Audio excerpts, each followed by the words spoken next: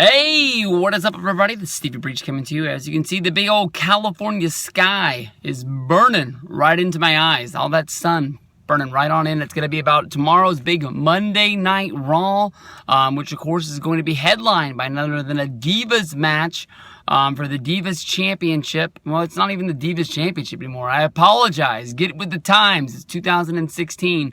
The Women's Championship. Finally, Sasha Banks is going to be getting her next one-on-one shot going after Charlotte because of the fact that she lost her Women's Championship to Charlotte back at the last pay-per-view, but was not given a clear one-on-one match. The last pay-per-view, we had a three-way where Charlotte was triumphant by pinning Bayley, but not pinning Sasha Banks. So Sasha asked for another shot to be going after the women's title.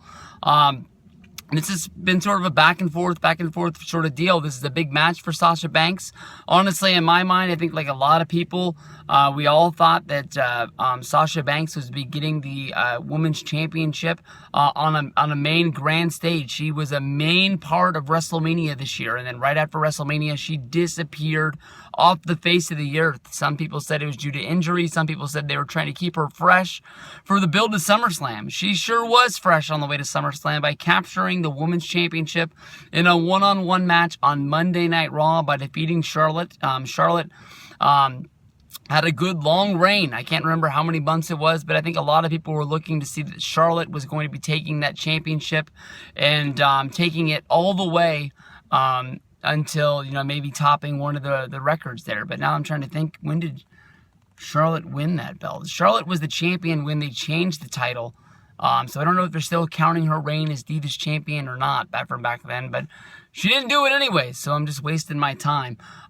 Sasha Banks, honestly, in my mind, should be one of the main chicks of the women's division like she is right now, but, I think she was robbed of winning that championship at SummerSlam. I don't know if when they did the title change, it was just sort of to boost the show or to boost a rating or what it was, but honestly, in my mind, Sasha Banks and Charlotte having this match right here, I don't know, her winning the thing on Raw is credible for the fact that if she does win it, a lot of people are watching because it's Monday Night Raw, but the ones that you remember are the ones that happen on major pay-per-views, whether that's SummerSlam, Royal Rumble, WrestleMania. Those are the title reigns that people remember, and having it start right there, that's a big one.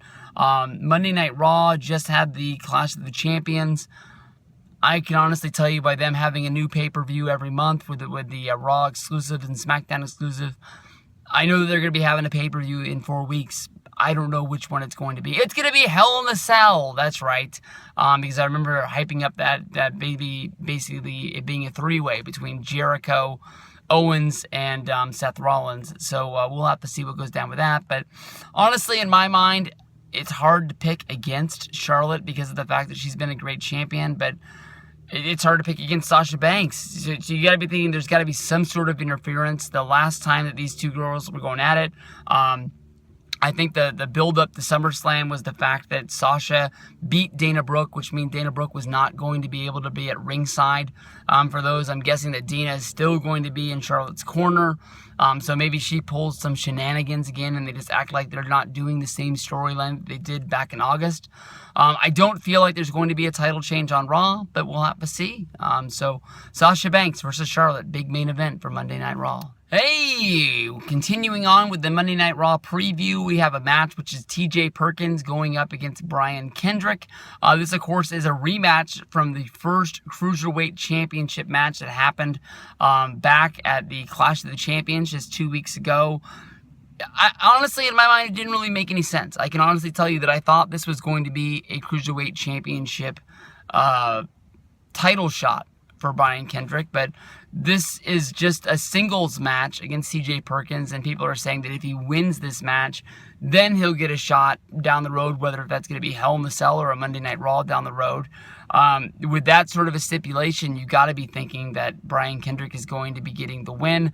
I think that honestly, when they did Brian Kendrick versus TJ Perkins at Clash of the Champions, I thought the one main reason why they were doing the match was the fact that Brian Kendrick was the biggest name in the cruiserweight division, according to the most people that watched Monday Night Raw. Maybe people would remember him from being in the company back in 2005, or maybe being a part of TNA in 2009, 2010, somewhere around then.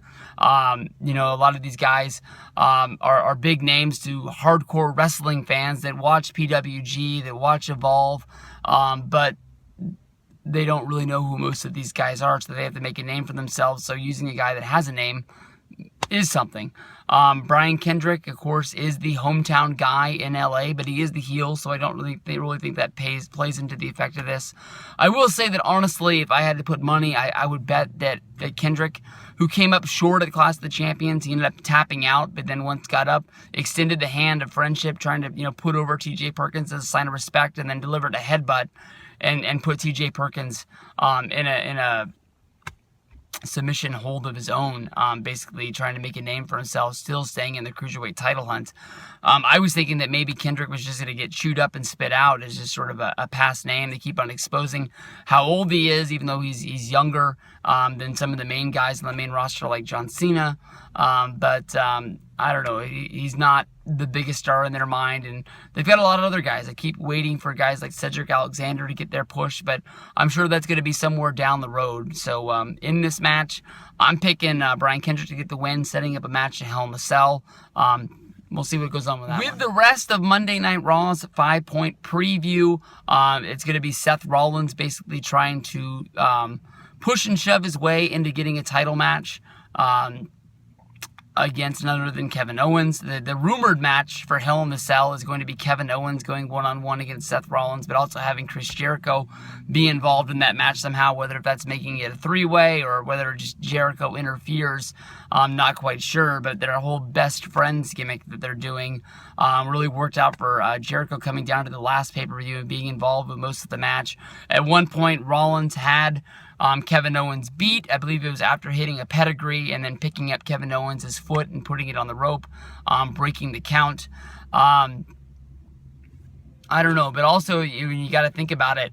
You know, Seth Rollins has been, you know, sort of pushing and shoving his way against the Authority, that being, you know, Mick Foley as the GM. Even though Mick Foley is a babyface, Seth Rollins is a babyface. Rollins has this sort of shade of gray when it comes to going up against Mick Foley, because of the fact that he still believes that he has Stephanie McMahon in his pocket, even though Stephanie McMahon looks like she's turning towards being a heel, with the whole ending of Clash of the Champions, with Rollins having the match won, but not sitting at a referee until Kevin Owens was basically set up to hit the pop-up powerbomb and get the 1-2-3 for the victory there. And as she left, giving that evil sort of glare right at the hard camera, right at Rollins. So Rollins thinks he has her, but I don't think he does.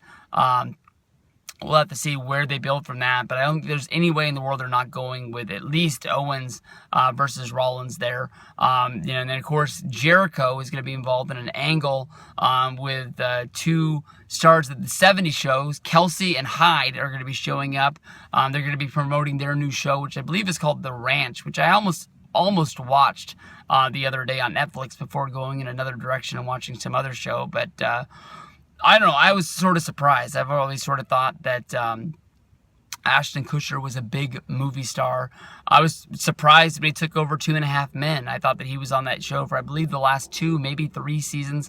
I thought that when he took over from Charlie Sheen, I thought it was going to be a horrible decision, but the show continued on, continued being funny. A lot of people still watch. I don't think it lost any of the viewers that it really had, being one of the main shows for CBS, and continued on real strong. But now here he is working for Netflix. We all saw how that really worked out for Adam Sandler. Adam Sandler has popped out 2 movies that were borderline the worst movies ever made. But you know, Netflix, it's got a lot of subscribers. They're bringing a lot of people. Who knows before they can find a wrestling company like TNA or Lucha Underground to sort of start putting some shows on like that.